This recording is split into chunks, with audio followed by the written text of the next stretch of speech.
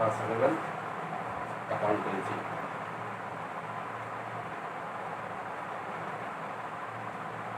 Theoretical lessons को describe करना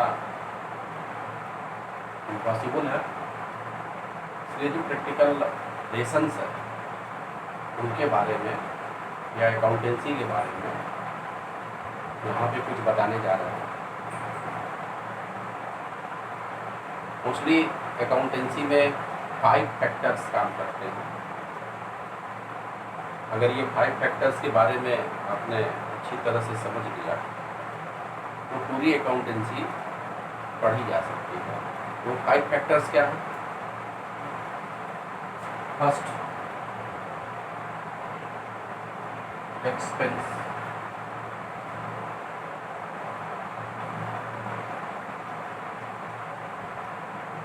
expense, assets,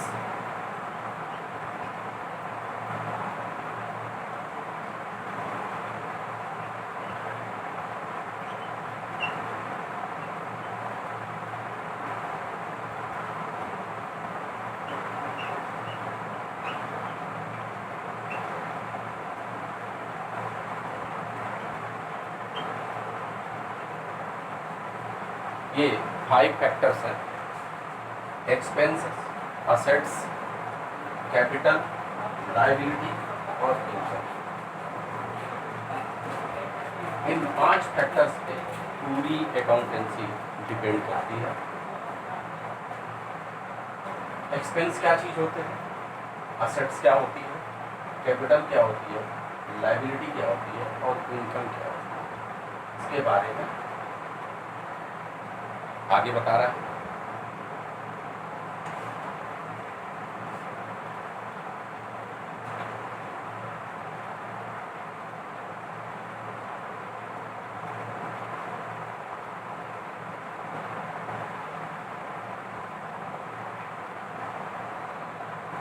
Its value benefit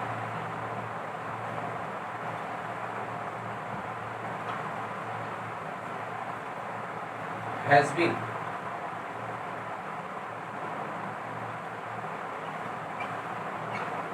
taken already. Its value benefit has been taken already. It does not matter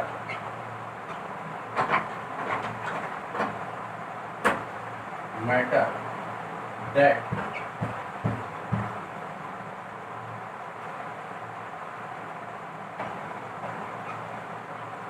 payment is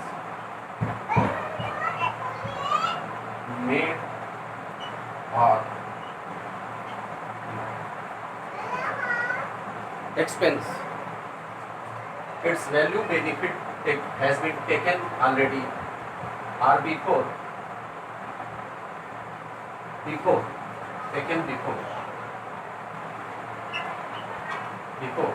it does not matter that payment is made or not. इसका मतलब होता है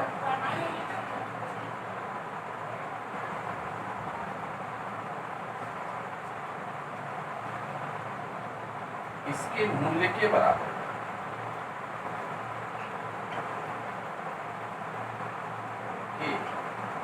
बराबर का लाभ पहले ही ले लिया जाता है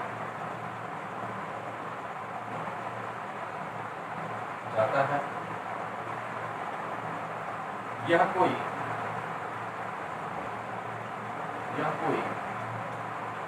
आवश्यक नहीं है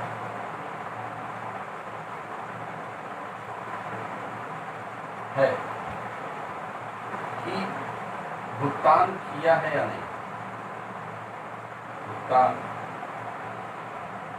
किया है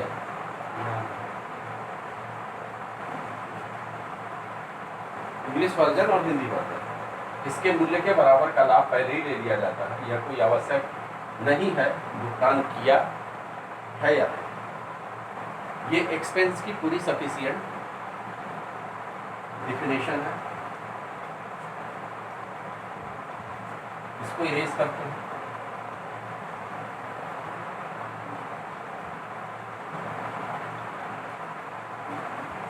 दूसरा फैक्टर है असेट्स यानी संपत्ति। असेट्स यानी संपत्ति।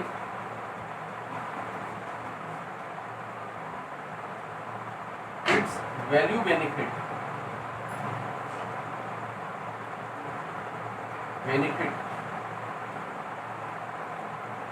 takes in future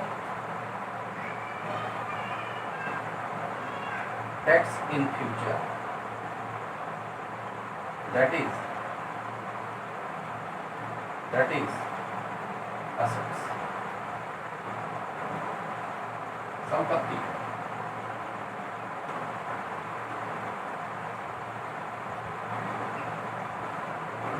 इसके मूल्य का लाभ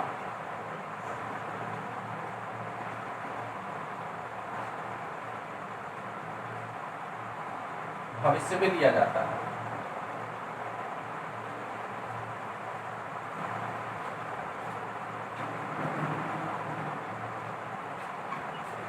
ये असेट्स की एक सफिशिएंट परिभाषा है। Its value benefit takes in future that is assets.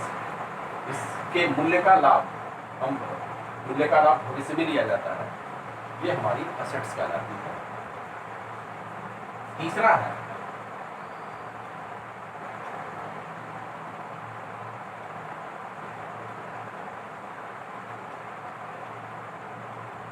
Capital यानी पूंजी। कैपिटल यानी पूंजी।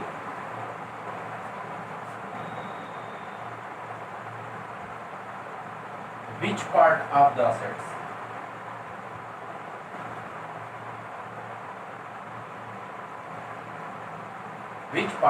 assets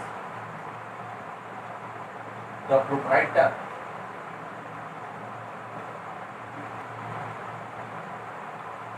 or investor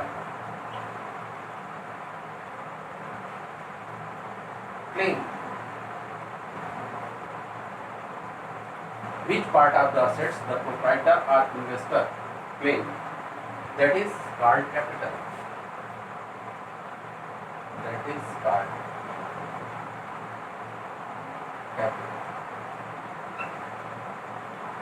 यानी पूंजी।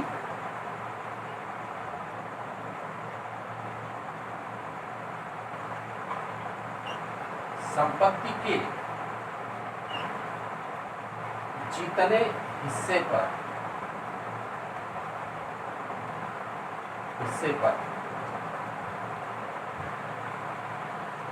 निवेशक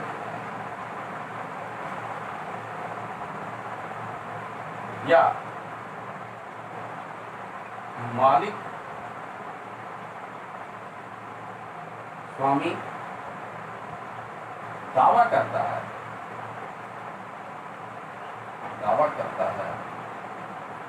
वह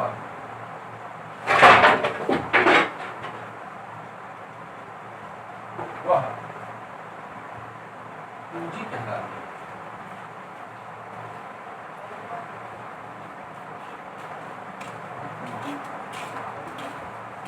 Which part of the assets the proprietor or investor claim? That is called capital.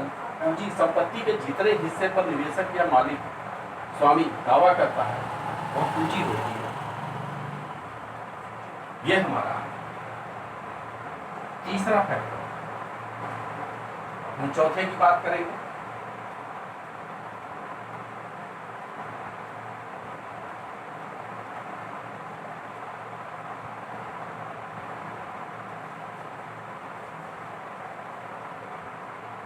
Liability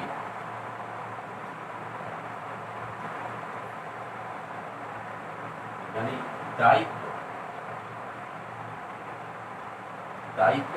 दायित्व क्या चीज होता है?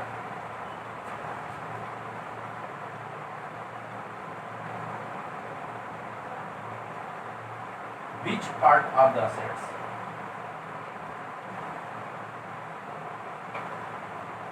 the assets, the outsider claim, the outsider claim, संपत्ति के जितने हिस्से पर बाह्य व्यक्ति दावा करता है वह लायबिलिटी कहलाती है। यानी संपत्ति के जितने हिस्से पर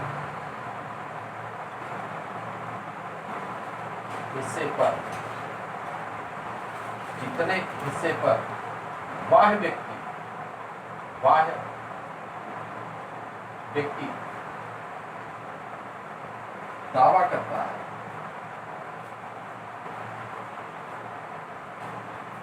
वह दायित्व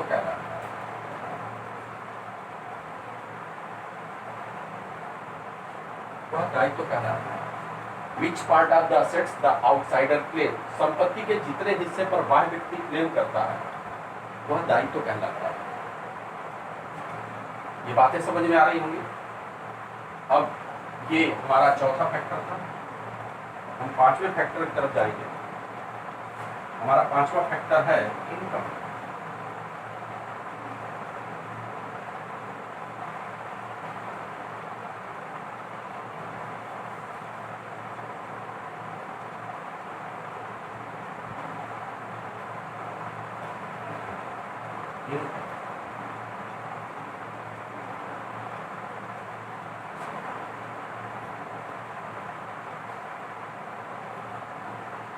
Something the business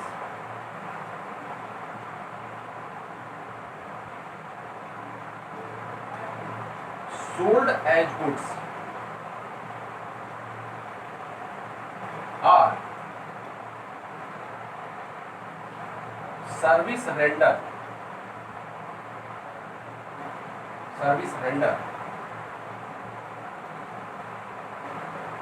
it is income that it does not matter that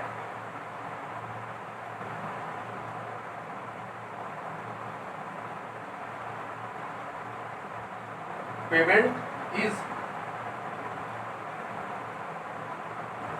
received or not. Something the business sold as goods or service render, it is income. It does not matter that payment is received or not. Business जो कुछ भी goods के रूप में बेचता है, सामान के रूप में बेचता है या सेवाओं को प्रदान करता है, वो हमारी इनकम कहलाती है। अब इसमें ये कोई मुद्दा नहीं होता है कि पेमेंट मिला है या पेमेंट नहीं मिला है, वो हमारी इनकम हो।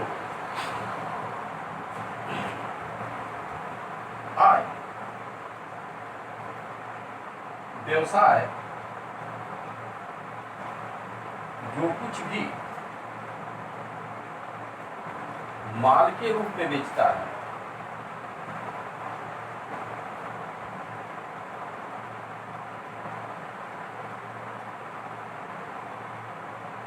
या सेवाएं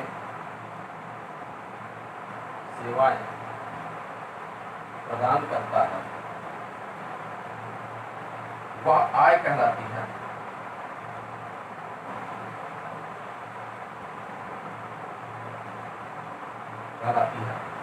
यह जरूरी नहीं है